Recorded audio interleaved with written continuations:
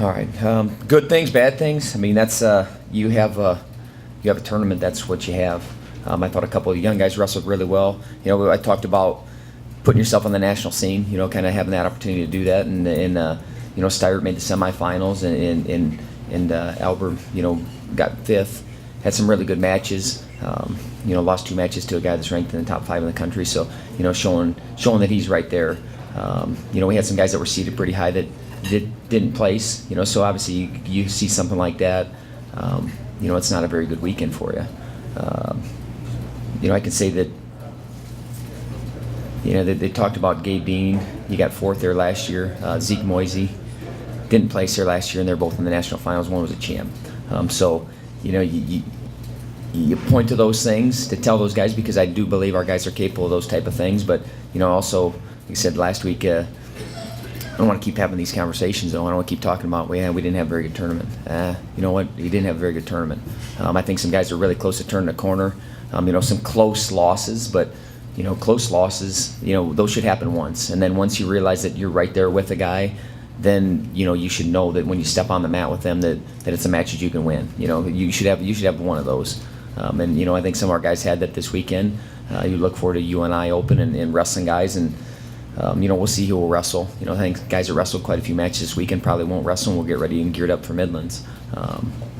As far as Buena Vista, I think we had 5 champs. Guys from the reports I got wrestled well, scored a lot of points, had a lot of falls, and won a lot of matches. So that's what these young guys, we want to get out there and get that experience and get some wins and win tournaments. And then there's still some guys that want to get in the lineup too, and they're eager, and I think they're all looking forward to the UNI Open, because our lineup is nowhere near set. We need to put guys out there that are going to battle, for 7 minutes, and are going to wrestle a certain style that we want. And that's got to be some passion, some fire. Obviously, those things are something that we control. And the wins and losses we can't, but how we compete, we certainly have control of that, and that's what we're certainly looking forward to pinpointing on our guys and getting guys ready for, like I said, the UNI Open, and then getting ready for Midlands at the end of the month, because that's another big event that we got to get geared up for and have a good tournament. So, any questions? Give us just kind of an overview of what we should look for at the UNI Open. Maybe the competition, what it's going to be like, the guys on your team that you're anxious to see what they'll do coming back off this Cliff Keen Invitational. You know what? I'm not sure who's all going to be there. They'll sign up through this week. I haven't heard. There's been some teams that have brought their whole teams in the past, but I haven't got any notes that anybody's bringing their teams. I think there'd be some guys from Iowa State. There'd be some other guys from